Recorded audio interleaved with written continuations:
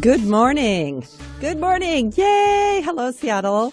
Welcome to the Loretta Brown Show, radio to open the heart, heal the soul, and awaken the consciousness. I always hesitate on that awaken thing, you know. Yeah, exactly. There we go.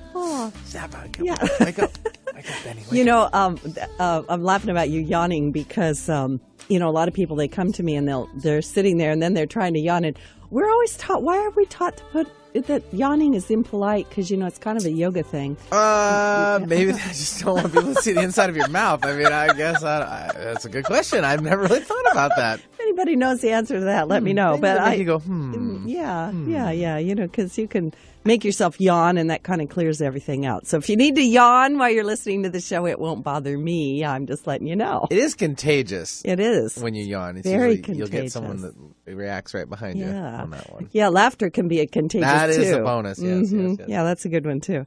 So anyway, you're listening to the Loretta Brown Show. I've got a great guest coming on in a moment, and it will be you'll be able to call in with answers, you know, or with questions and get live answers. Yeah, because we are live. Yeah. I want to remind you, I'm the owner of Reiki Oasis, located right here in the greater Seattle area. We are entering our 22nd year in business, and it is a joy and a delight. I've noticed that all of my workshops and the Reiki classes are getting bigger, which is what we want, to help introduce you to the world of subtle energy and vibration. We do have a Reiki 2 class coming up this Saturday, April 29th, for all of you that have been through Reiki 1. And if you want to come to that class, you can sign up online. Thanks to my webmaster, Indigo Hawk. You can go to schedule.reikioasis.com and make appointments with me and with Sherry and also with any of the workshops. And if you have any questions about that, you can call me or send me an email at loretta@reikioasis.com. I want to thank all of the supporters of this show. We are a listener-supported show. And if you feel inspired by what you hear here and would love to keep us on live radio, go to patreon.com/The Loretta Brown Show. And you also get lots of goodies for going there. So we've been having some intense energies. Not only myself, you know, we talked last week, Venus went direct. I had a lot of people coming in this week talking about things close to the heart. And of course, living life from the heart is what we want to do. And I think we're in many, many processes of figuring out what that is and how we do that. So yesterday, April 26th, we had a new moon at 7 degrees of Taurus. And Taurus is a sign that's really aligned with the body. It's the temple of our soul. And Taurus reminds us to take care of that temple. And also part of that temple is the great, beautiful Mother Earth herself, the natural world. And Taurus sometimes says, slow down a little bit, be in the present, find the place of inner calm, and stay rooted like a tree as the storm swirls around us. I think it was Napoleon Hill, and I'll misquote this because I don't have it written down, but he said something about the greatest challenge any of us have is to maintain our own self in the middle of everything else going on. And when I look around the world and I see, you know, everything happening in the world, I can say this is really a time of mastery of that, and also a time when we can help each other. Taurus is ruled by the planet Venus, which is currently in Pisces, and Venus is the planet of relationship, but it's also of self-love and how we value ourselves. Venus in Pisces brings unconditional love of the universe and the remembrance that we are all connected. We are all one. Saturn in Sagittarius at this new moon is making a square with Venus. So there's a challenge to the love that Venus is offering right now. And this challenge is the fear, conditioning, and beliefs of our culture that separate us from each other as well as our source. And it is the fear of those who are different from us. You know, it's good to remember that we've gone through many lifetimes and we've passed in and out of bodies, and we've been many other types of people. And sometimes that helps me go, wow, yeah, well, they seem different than me in this illusion called life, but at some level, we are connected. So Venus conjunct Chiron in Pisces says it's time for compassion and radical self-forgiveness, and be the medicine to help heal this collective wound of separation. We must all remember we've walked those different paths, and we can emit from ourselves a beautiful energy, a beautiful love. The Sabian symbol for this new moon is the woman of Samaria at the ancestral well, which brings to mind the story of Jesus meeting the woman at the ancestral well. And the woman that was there was not well respected, and yet Jesus offered a Christ impulse of a new way of being based on love.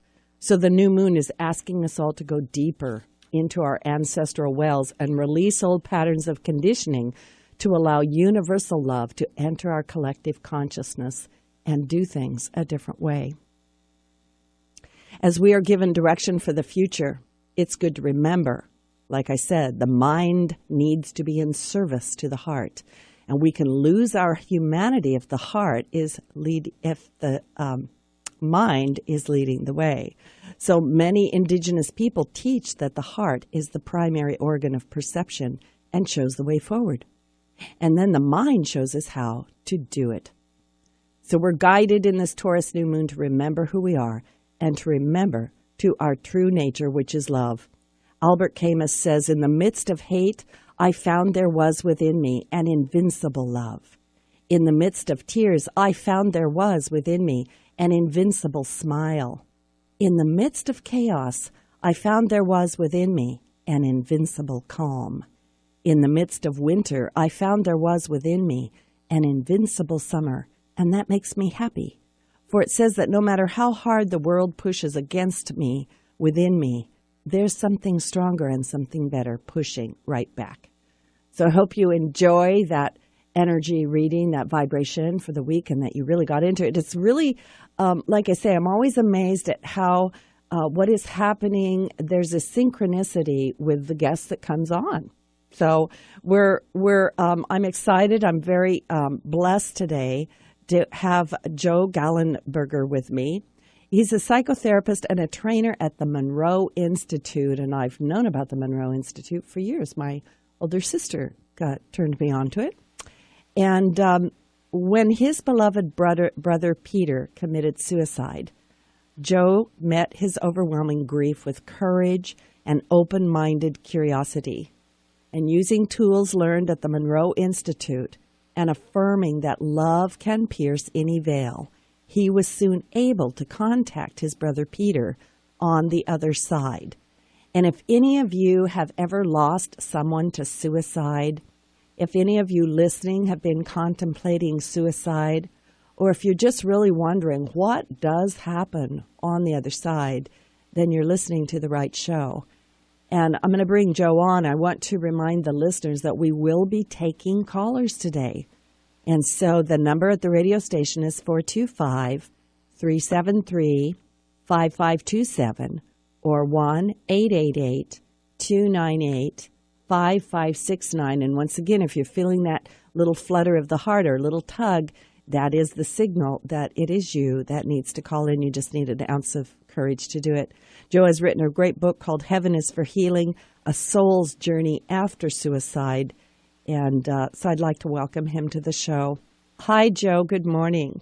Good morning, Loretta. How are you today? I'm really wonderful. I feel, like I said, I'm very grateful you're on the show.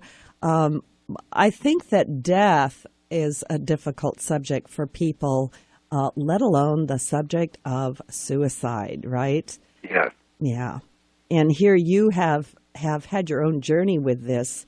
Tell us a little bit about the writing of this book. What inspired you to write Heaven is for Healing? Well, my brother committed suicide more than 20 years ago, and at that time, it was very devastating for the family. And one of the ways I helped myself with the grief and hopefully helped others wrote a book called Brothers Forever. seeing what happened to him right after death on the other side, seeing what was happening in our family here. And it really shifted my life, that experience with him. And my last 2 decades have been devoted to working with how to help people manifest a much better reality for themselves, because he was hardworking, good-looking, intelligent, honest, and yet he couldn't get it together because of a few things within his consciousness, such as not feeling deserving. So these 20 years, this has been my work, and so on the anniversary then, I looked back and said, well, boy, it's really changed me. I wonder what Pete has been doing on the other side for these 20 years. And that stimulated the idea to write the book, Heaven is for Healing. And the first session I had in connection with him through a very respected channeler that I know, the energy was so high I went into weeping and chills and had to walk around the room, couldn't even sit down. The energy was high. Heard she was weeping because such compassion came over from the other side for the person who suicides and their families that remain. You know, I've I do a little bit of channeling, but I've also been with great channelers, and I think the ability to be able to communicate to those who have departed is a powerful thing. Yeah, is very powerful, and I think for us on this side, like the experience that you went through and your family went through is quite often just indefinable, like why, what, and maybe you can look and see that maybe there were indicators, but statistics prove that quite often the person that commits suicide is somebody that you just wouldn't expect would do it. So yes, we had warning signs with Pete, and as a psychologist, we threw everything at this, loving care, looking at medication, psychotherapy, what have you, and we were sensing the slide, but always had hope and some denial, that the person could pull out of this. So it no matter what you were expecting, it comes as a great shock. Yeah. Yeah. And I'm kind of listening to this a little bit. I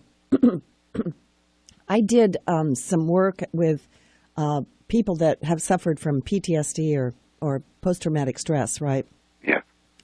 And I've noticed that in that there's a lot of depression also. Was this part of what was going on, or?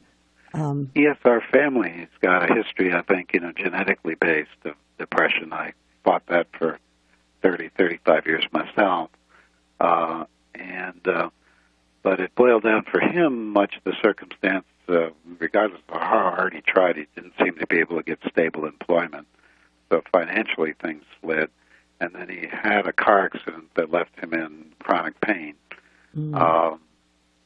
And the final choice of exit point was, I think, that he felt he couldn't have the family support him anymore financially. My folks were getting to the age where they might need rest home, those kind of things. And at that point, I think is when he made his decision. Coincidentally or synchronistically, I was working at Monroe Institute, as you mentioned. I've been a trainer there 25 years. And they have a program called Lifeline designed to do what we'd call soul rescue work and shamanic traditions to help people in their transitional state. And I'd been a participant in their first Lifeline program just about a week before his death. So we began to employ those kinds of skills to see how he was doing immediately, and then for continuing contact using those types of meditative skills as well as reliance on Pam Hogan, who I mentioned was the channeler helping with Pete quite a bit. The Lifeline program at Monroe, it's interesting.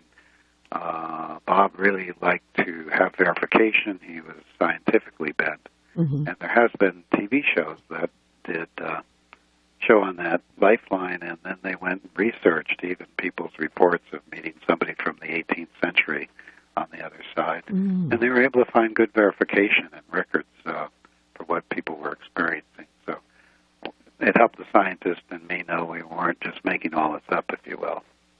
Yeah, and for the listeners, I want to put a little plug in there for Bob Monroe. Robert Monroe is who you're talking about, and the Monroe Institute that you work with. And it's very well researched. I think everything that you guys do is just backed by all kinds of research. And your programs, for those people that are interested, and just to remind people, my guest is Joe Gallenberger, and they can go to this website there and find out more about the programs, and you have all kinds of wonderful programs. But I find it interesting, the synchronicity between you going through this Lifeline program where you're contacting people from the other side, and then here is when your brother decides to exit. Yes, it all was in right order if it had to be, if you will. Yeah.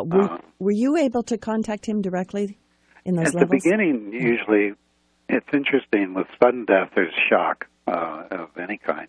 Mm-hmm. And often the people closest are so hot, I would call it, so agitated, that it's hard for them to do the contact. And maybe messages come that I love you and I'm all right from relatives that are a little more distant. But I did have a very strong thrust right away that he sent a picture like a street sign with a judge's gavel and a line through it with the thought very strongly, there is no judgment. And he was so relieved, being raised Catholic, that he wouldn't be judged and condemned to hell for this. And then over time, there'd be dreams and then spontaneous things. I was teaching my 6-year-old how to play poker using pennies sitting on this rug with light streaming on it. And she won every hand for the first hour that we played. And I got real serious, and I said, honey, this isn't really how poker goes. And I felt Pete's presence real strongly laughing as he was coming in. And he had always been a favorite of hers, and she to him.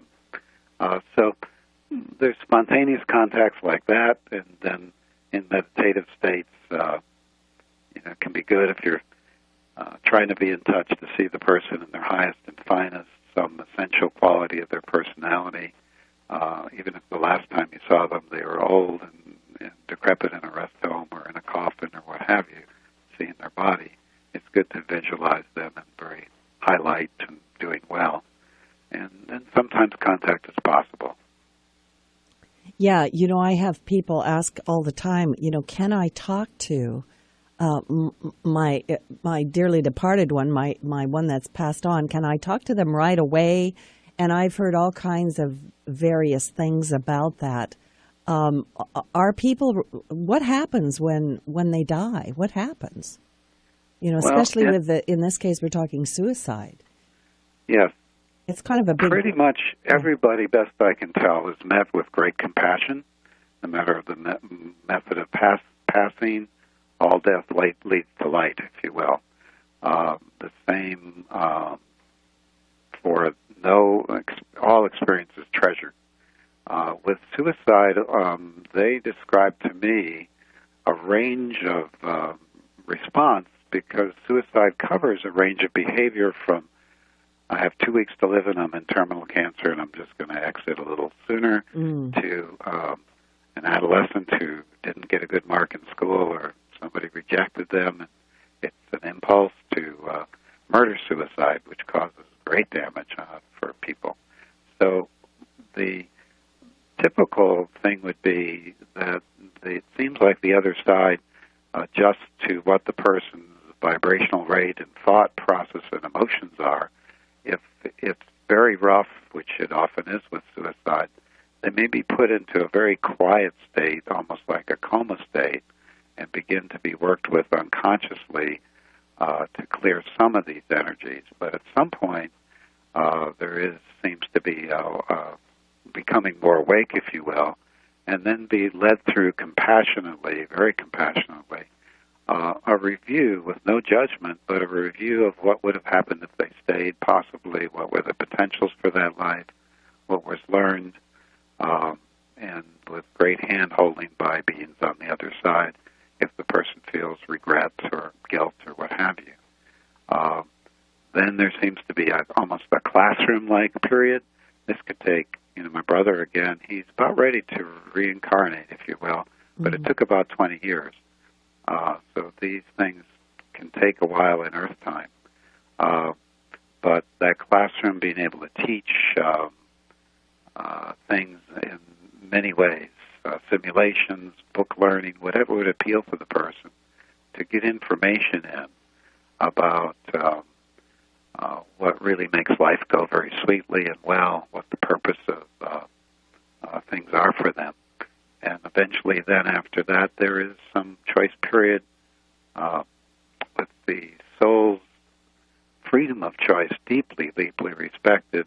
For my brother, for example, they now have put out several scenarios where he could come back as a woman with a birth defect but could become a great healer. He could come back as a brother in a family where a younger child dies, but he has to stay to take care of the family, to teach him endurance. Many different options. And counselors, if you will, help you do some choosing there. One thing I didn't know, Loretta, is that it seems like there's an option also for some non-physical lives, if you will. Very vivid dream state where you remember being born, having girlfriends, getting a job, whatever, but you're more in touch with the land of spirit, and things are not as coded as heavily. When we come into physical life existence, our challenges seem to be coded into our very DNA and our family's DNA. And so it can be very challenging to be here on Earth. Some people, after a rough life, particularly with suicide, those kinds of things, might feel very reluctant to come back into Earth incarnation. And these other type of life experiences, they can go through some quite quickly in Earth time, and almost like Olympic training, be better prepared for a physical life again. Oh, that makes sense. Yeah, I was, while you were talking, I was thinking all kinds of things, and one of them was, if I've gotten to the place in this life where the best option, I think, is suicide, and then I leave, I could imagine that the soul is in some state of discomfort or even extreme pain, that this life is not good. And so, I was thinking, why would you want to come back, right? Yeah. And I kind of jokingly asked, well, why does anybody want to come back? It's so beautiful over there. And there's some amazing things about Earth in terms of the learning school that allows learning to happen in a very unique way that wouldn't happen if you were not physically incarnated. And it's also, if you are able to tune into it, the incredible beauty and loving through limits opportunities and things on the planet are very unique. Again, I was reluctant to write the book, or at least went into deep wisdom about it, because I don't want to encourage anyone to suicide. You don't really avoid the problem that way. At the same time, so you have to deal with your issues. At the same time, I think it was important to put out that there is no everlasting hell for people. In our culture, Roman times through Middle Ages, the families would be arrested, all their property would be taken. I was down in New Orleans, and there was a ghost tour, and they were saying in New Orleans in the 1700s, I think it was, they would take the body, torture it, cut it into pieces, and throw it to the alligators, because that's unconsecrated ground, so demons could torture the soul for all eternity. So we have a very heavy cultural feeling about suicide, and so when my mom lost her beautiful, treasured son, she also had to worry that he'd be in hell for all eternity from her Catholic belief. And so I felt it was important that we as a culture now begin to be a little more, I think, accurate, but also more compassionate if somebody does choose that way to exit, and both for them but also for their family. You answered some of my questions there, because we do have this ingrained thing within us that suicide is bad and the soul will go to a place of punishment and terrible. Like, it's, don't do that, right? Yes, and even in the more Eastern or New Age, the karma would be such that you'd have to do the life exactly over again and maybe even harder. I just don't find that to be the case in my explorations. I can't claim, total truth for everyone, but in my experience, the universe is very compassionate, and the desire is for you to learn, and to learn the best way you can with the least pain possible. Right. And so, that I think is more a realistic stance of what might happen. But the devastation here for people, one of the things that I was mad at my brother Pete about initially was, without even knowing it, I felt like he took away this option of suicide for me forever once I saw how it affected the family. And I didn't even know I was holding that in the back of my head as an option. But if anybody, my brother thought, and most people suiciding feel they're of no value, and the world would be better off without them. And he suicided in Vegas. We put out a 1-inch obituary in the paper there. We got letters from bank tellers, grocery store clerks on how much he meant to them. So none of us know our impact very well, and when we get distorted by depression and those things, we're way off in terms of what our value might be here. So I sure wouldn't encourage suicide as a good way to do something. Right. Yeah. Yeah. Well, we're going to take a little station break. And for those of you listening, this is the Loretta Brown Show. My guest today is Joe Gallenberger, a psychotherapist and a trainer at the Monroe Institute and author of the book, Heaven is for Healing, A Soul's Journey After Suicide. And I want to remind you that we have opened the lines. If you have a question about death or suicide or even the Monroe Institute, or you need a little angel message, so sometimes people call in for that. The number is 425-373-5527 or 1-888-298-5569. And like I say, if you're feeling that little tug, that's the indicator. Just give us a call because your questions help everybody. And we're going to take a station break. We'll be right back. Welcome back to the original Loretta Brown Show with my guest, Joe Gallenberger, a psychotherapist, trainer at the Monroe Institute, and author of Heaven is for Healing, A Soul's Journey After Suicide. And it is a very personal book. It's an excellent book. I've read it. It's very heart-touching about Joe's brother, Peter, who committed suicide quite a few years ago now. But it's a great book. And so we've opened the lines for callers. Mm-hmm. That's right. Yeah, and if you'd like to join us, it's 425-373-5527 or 888-298-5569. And Renee has joined us from Sammamish. Hello, Renee. Hello. Good morning, Renee. Hi, Renee. Hi, Joe. Hi. I don't have a specific question, but I am calling for some advice. I have a friend whose son committed suicide just a few months ago, and she's agreed to go to a wedding with me. And I think it's one of the first times she's actually getting out since then. So I was just wondering if you could give me any words of wisdom, or Sure. I mean, I really care about her a lot, and I know her family's been through a lot. So I just thought it was a good opportunity to ask for some advice. Yeah, I would be very present for her and supportive, knowing she's likely to be even more tender than she thinks she might be. The first party I went to was maybe 6 months after my brother's death, and I thought it was a good idea. And walking up to the 100 people in the party, I just couldn't stay more than 10 minutes. Okay. I walked away and bought 2 kittens in another state, and decided to bring new life into the family that way. So let her know it's okay for her to come and go, from the activity there. Okay. Maybe be willing to walk out in the garden if it's an outside wedding, what have you.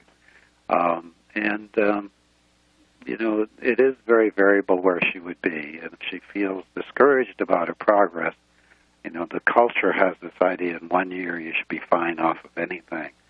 Death of a child and death by suicide both follow their own path. Mm-hmm. Maybe to let her know, that there is great help available to her. Organizations like Compassionate Friends for death of a child. My wife lost a child at 6 years old to brain cancer, and she went to that organization, found it valuable for a good while. These meditation exercises, I have one called the Ocean Heart that I put out directly to go with this book to try to heal people that have feelings of brokenheartedness, very deep loss, betrayal. And, for less than $20, putting on a meditation CD like that might give her a lot of comfort. And it's the kind of thing she might even take with her. It's downloadable, that she could listen to if it got a bit much being around all those people. Oh, thank you very much. I will definitely recommend your book, and I might even use that CD myself. Okay, sure. Yeah. Well, thank you so much. You're welcome. Good to talk with you. Thank you, Renee. Yeah.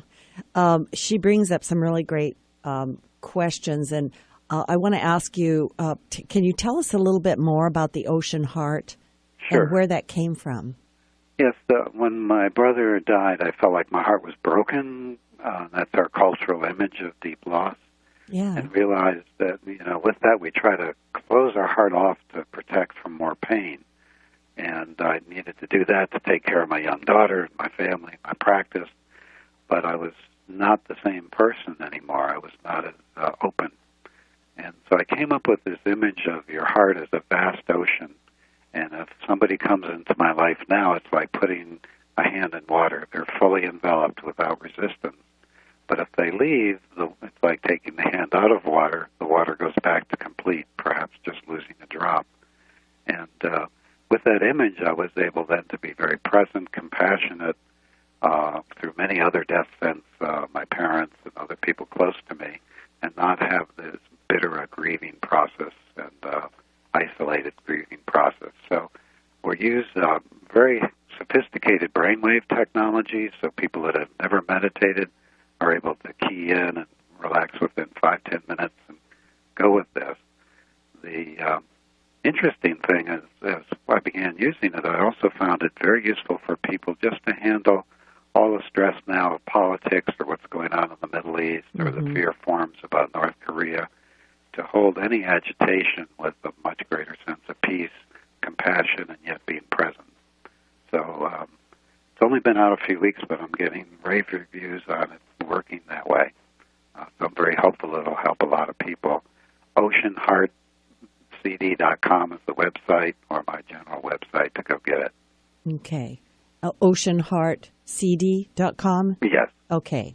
Yeah, and if you're just tuning in, this is Loretta Brown. My guest is Joe Gallenberger.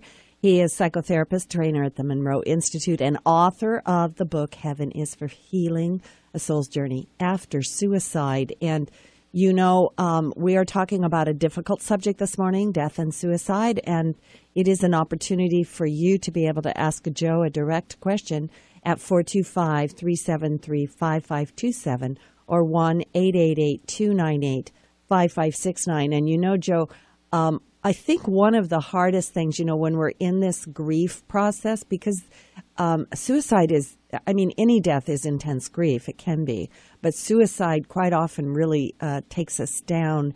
And to be able to let go, to let the person go. I've had people who get caught in guilt, like their own guilt, like maybe I could have stopped it. Maybe I didn't pay attention, right? Yeah. And so I'm kind of getting from what you're saying about the Ocean Heart that this really helps with all of that. It's a question. Yes, that's our hope, and I put it as after suicide, particularly. It's woulda, coulda, shoulda, over and over. But that can happen, if a teenager had an accidental death and you had said to them it was okay to go out that night. But that can drive you nuts, and some people have a hard time letting go of anger or guilt because it feels like if they did it, they would be letting go of the person that they've lost. Mm-hmm. And so the trick is to be able to release all of that emotional load, and in fact that will bring you closer to remembering the positive with your loved one. It'll make contact with them much more likely in dreams and what have you. If you can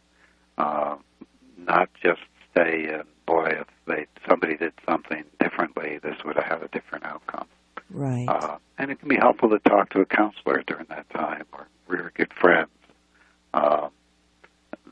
Because it's hard for people to know what to do. They will often leave you alone.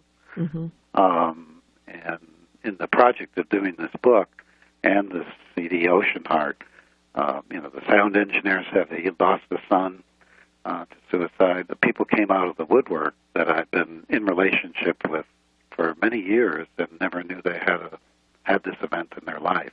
Mm. So we need to take away that almost taboo type of privacy and begin to be able to support each other better when this does happen.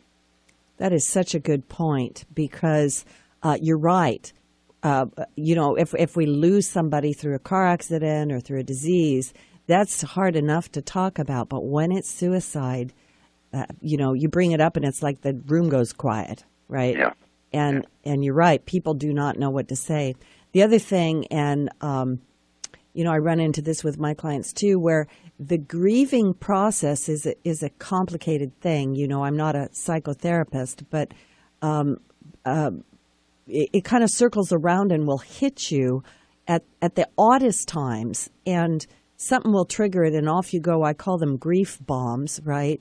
Mm-hmm. Because they really can take you down. And there does come a point where people are like, aren't you over that yet? Or, you feel like maybe you've talked about it enough, and yet you're still in an active process. Yeah, you got to give yourself deep permission to do it your way, and it can seem like glacially slow, but what you're just looking for is, even as it cycles around, that every 6 months or so you can look back and say there's been some progress, Yeah. If you're totally stuck, that's time to really get some professional help with it.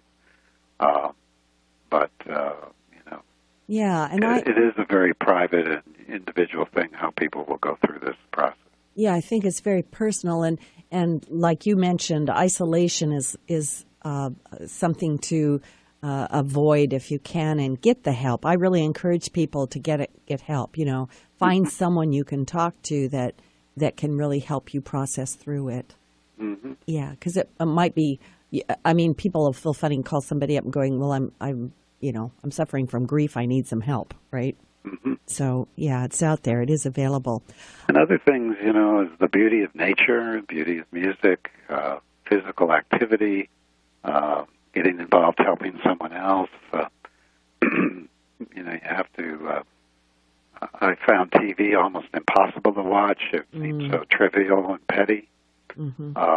And then, 2 years later, you might be doing what you think is fine. And I watched the movie Pirates of the Caribbean, Johnny Depp. Yeah. And almost as a joke, he points a gun to his head, Oh. and boom, you're right back. So depending on the circumstances, you just be prepared to handle that, and know we're very tough, amazing creatures. We can make it through. Yeah. And when we may think we'll never laugh again, we will. Yeah.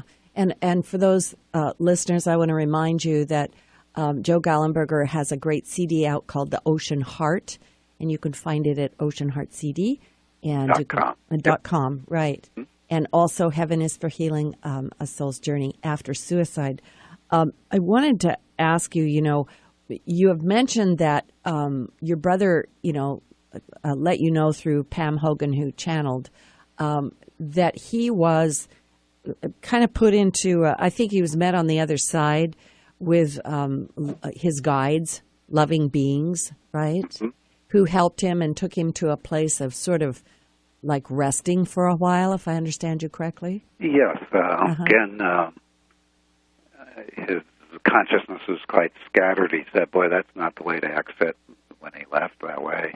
But he was surprised to meet some loving members of family, as well as angelic consolation, if you will, his own guides. And his first response after a period of rest was, hey, now I know what I know now. I can go do this. I want to jump right back in.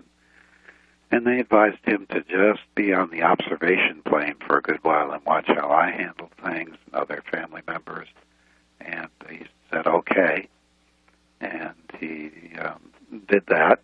In fact, at Monroe Institute, their premier program is called Gateway. Most people take FIRST. I was training a program a year or two after his death, and a woman came in and said, "Boy, I smelled cigarette smoke in my check unit," which is their meditation space, and I sensed the presence, and it turned out to be your brother Peter, and he wanted to take Gateway from the other side and see what I had been doing. So he stayed with her meditatively all week. And then he went into a period that we might call classroom, where he was really looking at issues that people were showing, or classroom stuff about how to handle things better. And now, as I mentioned, he's ready to look at incarnating again.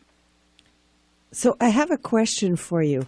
And I don't know if you can answer this question. I think you can.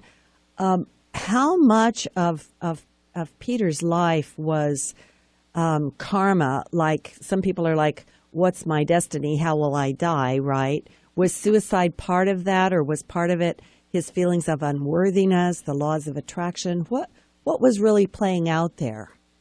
Again, I think the law of love transforms or transcends the law of karma, but we can judge ourselves, and we can feel things. And I think he was, from another life, quite suspicious of power, that he might abuse it. He had been a powerful king, very fair, but not with much mercy, best I can tell.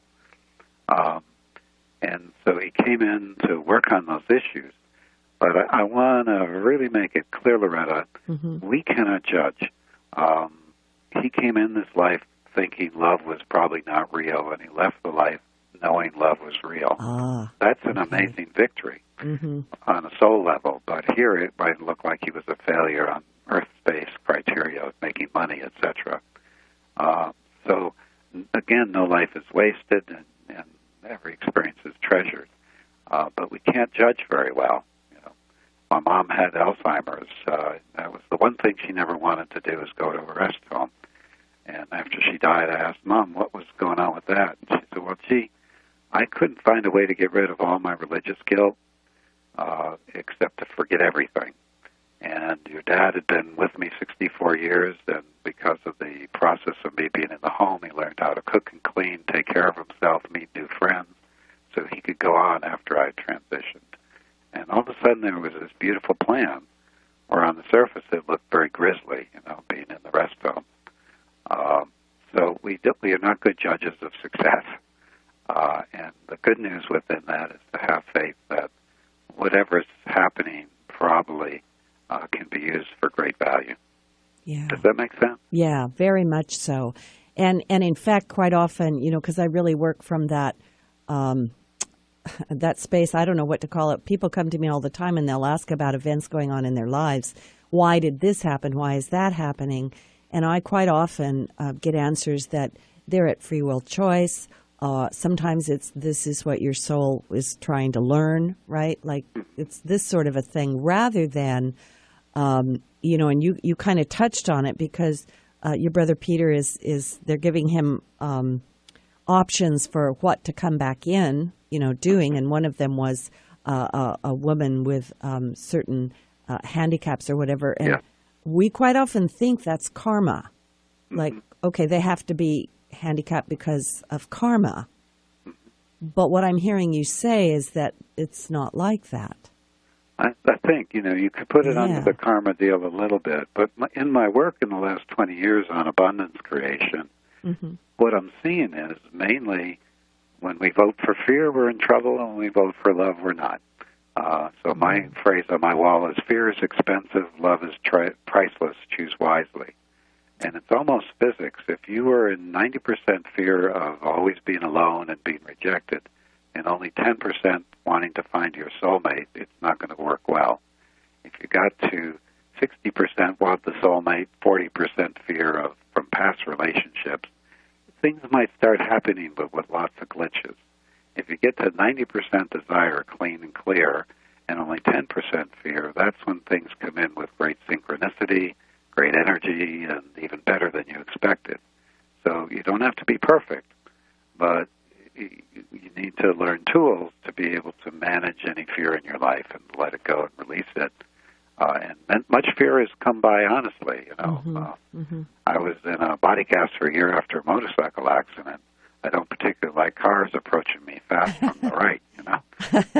Yeah. But the technology now is so elegant with these meditative tools through the binaural beat exercises that I use, other systems, that a person who's never meditated before, in 15, 20 minutes, they can get someplace that used to take 10, 20 years to go, and in that meditative state, really heal and correct a lot of this. Yeah. I just want to plug in about that, the binaural beat. I'm a music practitioner, and like I said years ago, I started listening to some of the CDs from the Monroe Institute with that binaural beat, and it's my understanding that there's a tone in one ear and a different tone in the other, and it sort of forces the brain to create a tone inside that you're not actually hearing. Yes. And it's almost like if you were trying to learn the waltz and no music is playing, it's tough. But if music was playing, you go, oh, that's the rhythm they want, 1, 2, 3. And this sets up a strong pattern rhythm that if the brain hears it and your intention is to relax and the rhythm is for relaxing, there's many of them. There's ones for creativity and other things, but say for relaxing, then you can go into it much more easily. When I found out the news about my brother's death, that he'd shot himself, the next phone call I had to make was to my parents. That was a tough one. And right after that, I laid down with some binaural beat music, and I felt terrific angelic constellation right away. I didn't feel his presence, but it reset my energy in a way for myself and my wife that when we went up to the family with the funeral, it almost spilled over to the whole group, an increase in calm. So these things can work even if you're very tired or very agitated or never had experience with meditation. So I really recommend them. I love it. I think they're very, very beneficial. And so many of my clients talk about how they just can't quiet their mind. Like they try to meditate and then they're just up running around, right? They can't. Yeah. They can't get there. So different sorts of things, meditation or sleep or concentration or different levels to go and visit. So, yeah, I highly recommend to the listeners, if you don't know about the Monroe Institute and Joe Gallenberger, you should check it out online. What is your website online? They're probably the easiest from what we're talking about and people are driving. Would just remember the book title, heavenisforhealing.com, or the CD title, healingheartcd.com. Okay. Both will take you to that page, but also my general website with my other programs and workshops and lots about these exercises we've mentioned on meditation, things for abundance creation, for doing healing for self and others, many different things. But if you just went to heavenisforhealing.com or Googled Heaven is for Healing, it'll come up. Yeah. And, Joe, you've written some really great stuff, the Inner Vegas, the Creating Miracles, Abundance, and Health. And you do some things with psychokinesis. And I really am fascinated by that. I'm going to jump on board with that and find out more about it. Wonderful. Yeah. And, so, sometimes somebody is directed to do one thing and then there's something else that pulls you in. So I think it's great. But I got a question for you. What did your brother's death teach you? What was in it for you? A number of things. One, I've been told karmically I came in, if you want to use that word, with the ability to radiate great love, but I needed to learn how to love within the limits of respecting the other person's choice. Much like, to me, God lets us have free will. Free will to be stupid, free will to be mean, free will to whatever. And so it taught me how to love with detachment from the results of that love, letting the person have more free choice, if that makes sense. That's a also tough taught one. me more about surrender and what we can control, what we can't. And then quite a bit about the beauty of the other side and the elegance of the support available while we're here in body or whether we have no body at the moment. So it taught many things, but this whole journey and realizing that, the thing like fear is expensive, love is priceless, really were of value to me personally, and I'm finding to many other people as well. Yeah, I really think that this Ocean Heart CD that you've put together, my message, I have a lot of people on the show, and a lot of people are very connected to the other side and the spirit realm. And the message has been repeated over and over and over. It's time to heal fear, to let it go, and to get into love. Yeah. And we know fear is contagious, and I certainly hope love is contagious. Anyway. And sometimes people say, you keep saying that, but what the heck does that mean? Yeah, exactly. So in the beginning of the CD, there's really a training in how to open your heart. What does that mean? Mm-hmm. And I think that's one of the things that's a little unique, trying not to just say to people, open your heart, and people will be quiet about it, but they're thinking, I don't even know what that means or how to do it. Yeah. And, people's heart open if you see a picture of newborn puppies or soldiers returning from home, but it only lasts a few minutes.